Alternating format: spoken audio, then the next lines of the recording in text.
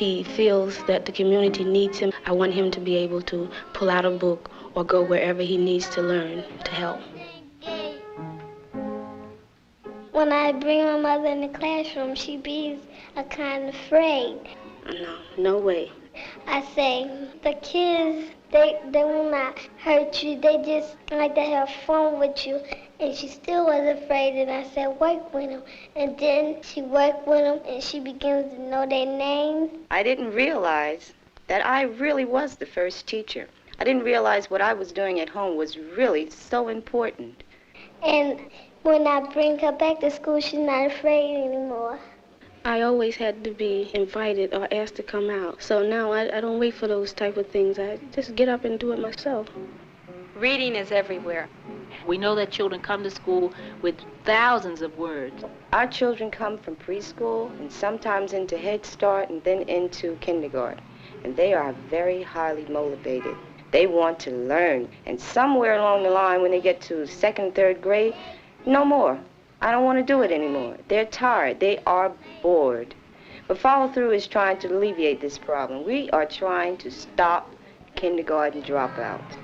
No more kindergarten dropout.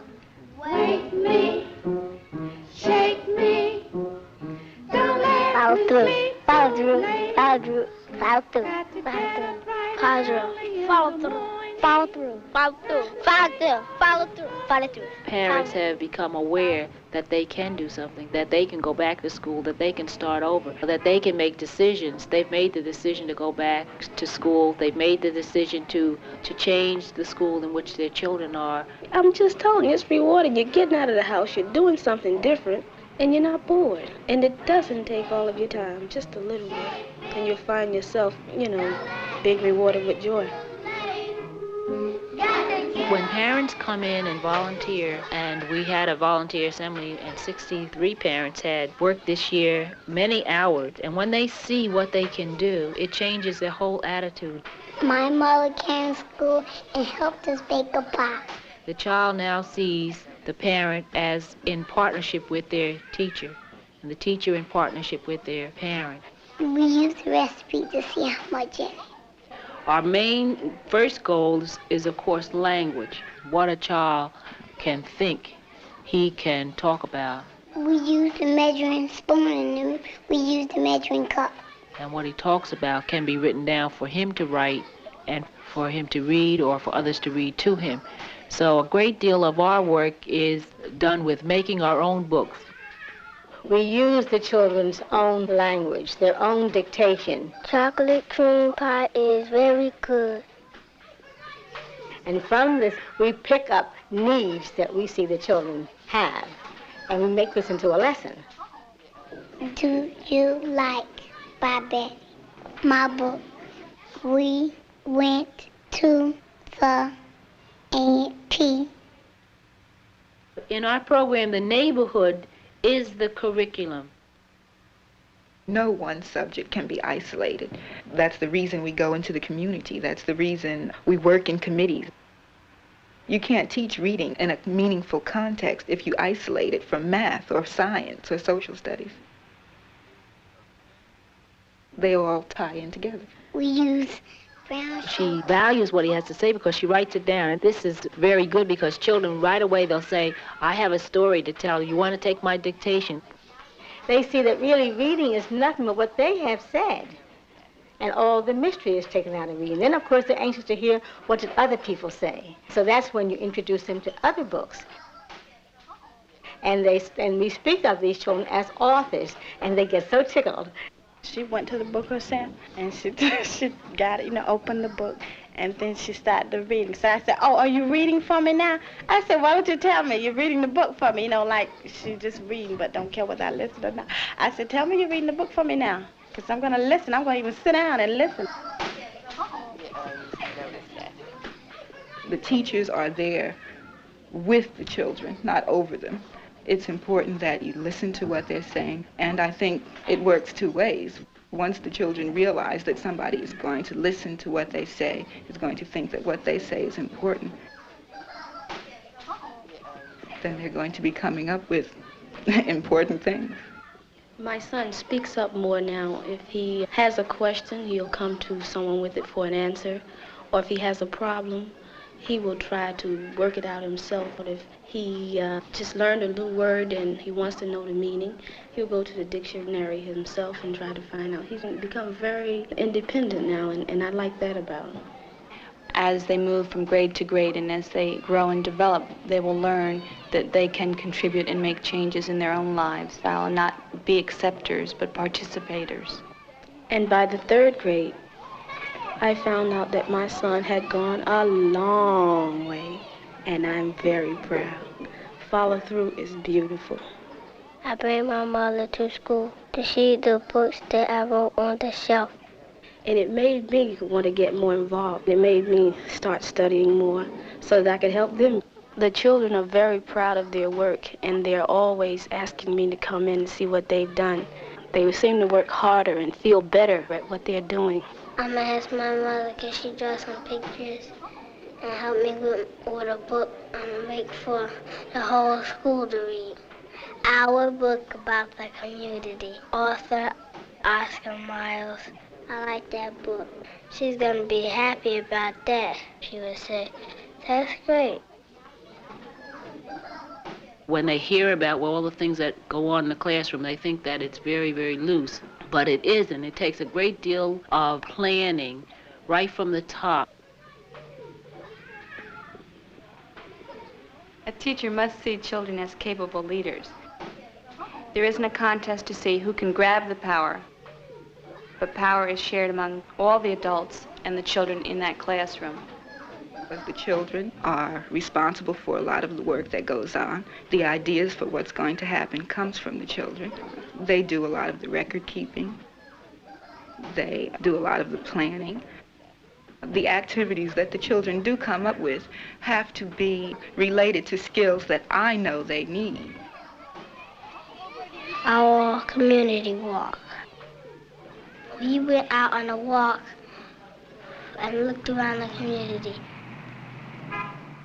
The neighborhood trip also gives the child a chance to be very successful because he knows a lot about his community. Our program is based on helping people change. We're interested in not only changing. After the map was set up, the children noticed how many parking lots there were. And they were really amazed. They couldn't understand why there were so many parking lots, which they didn't need, or they didn't feel that the neighborhood needed, and not many things that they needed themselves. Everybody was with the group, thought of something that we can put in the parking lot. And so it won't be like it was, and people will walk by. They might say, I wonder who did that. It looks nice. Many times another child is used as a resource person. I'm going to do my book with help from some of the kids in my class, like Napoleon and Teresa. A book that's going to be published has to be corrected. It's great when your peers can help each other and tell each other, I'm the editor and I see that your language isn't quite right and we work on it together. The words he don't know, we're going to look up in the dictionary. When I was talking to the flowers, I said, "Hi, flowers, you're beautiful. What's your name?" If 5 children are working in a committee, they realize they have to cooperate with each other in order to get a job done. Uh-oh. The questions, they do come pretty fast, and they're getting tougher and tougher, too. You have to go back to school yourself. They are raising their sights.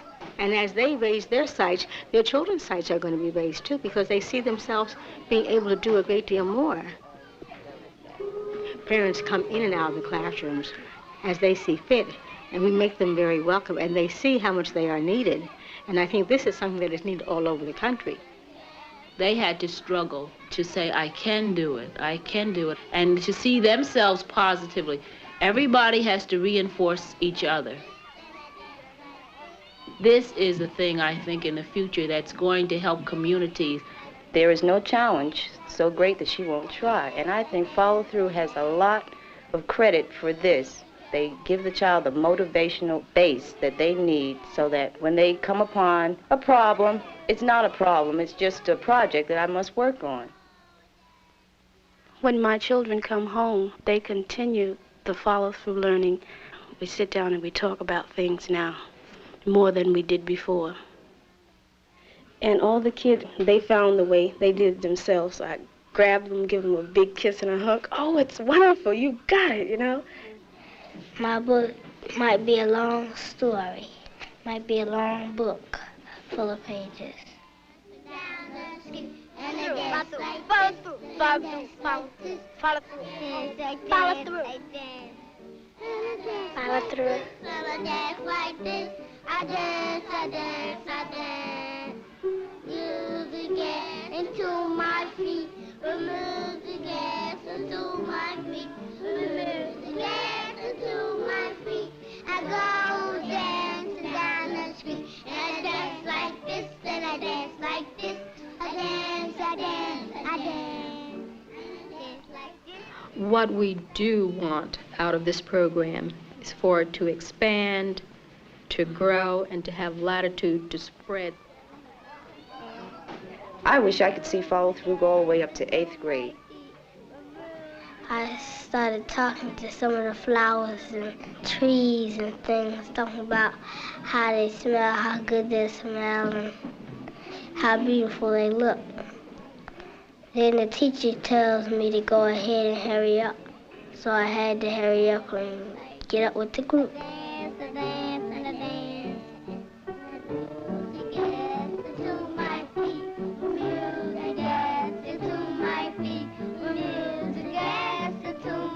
Well, what really makes me feel good, how he fit one situation with another.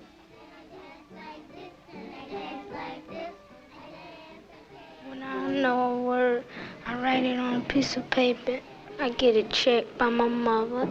I look in a dictionary to find it and look all over till I keep finding it about 2 times. And then I told my brother to call to me and let me spell it. Or wait till tomorrow and let me say the word to him. He'll be able to search out things for himself. He won't be, I don't want my kids to be dependent. I mean, you know, how you say dependent? I want to be very independent. That's right. Learn it early. Learn it now. Now.